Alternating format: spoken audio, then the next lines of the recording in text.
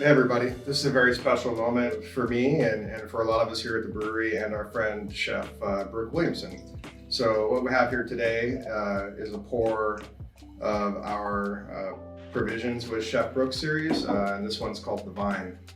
So you guys may remember, last fall I was up in the Santa Ynez Valley working with Andrew Murray from Andrew Murray Vineyards and Chef Brooke on a project using white wine grapes. So this was brought in as Viognier, Grenache, Blanc, and then blended with a wort stream that we usually use to make our Imperial Ruse beer. This was then fermented in tank and then barreled down into French and American oak, where it sat for roughly 6 months before selection and blending and finishing.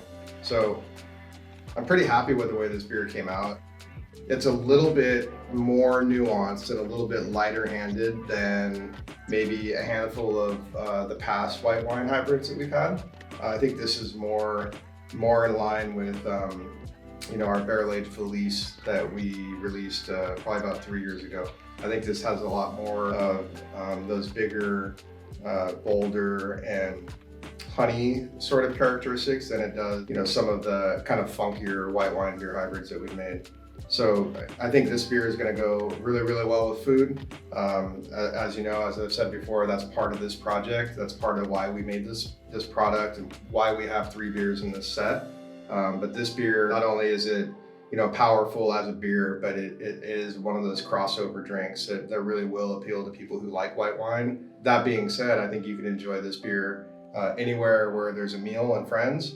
But on top of that, you can enjoy this beer anywhere that you would normally enjoy a glass of white wine. So, nice refreshing beer when you go home from work, nice beer to have when you're sitting out on the porch as the sun's setting.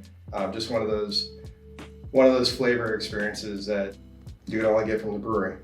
Aromatically, a lot of tropical fruit. I think you're getting most of that from the Viognier.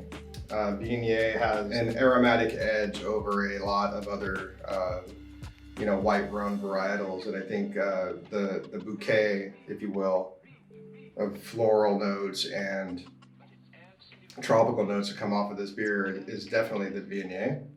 I think it's getting a little bit of body from the Grenache Blanc, and then let's not forget about the beer part of this. So, as I said, we use an Imperial Ruse wort stream to augment this wine juice before we ferment it, and I think that when you take that wort stream and actually ferment it in a controlled environment the way we did with this, like a wine, we actually get different nuances coming from those grains that we would not have gotten had we added our house sour culture to it and gone in another direction. So I think it's a testament to a concept and how we decide that we're trying to make a certain flavor profile and how we go out and get those pieces and parts to do it. So I think it's a unique beverage, and it has everything that you'd want in a beer and everything that you would want in the wine.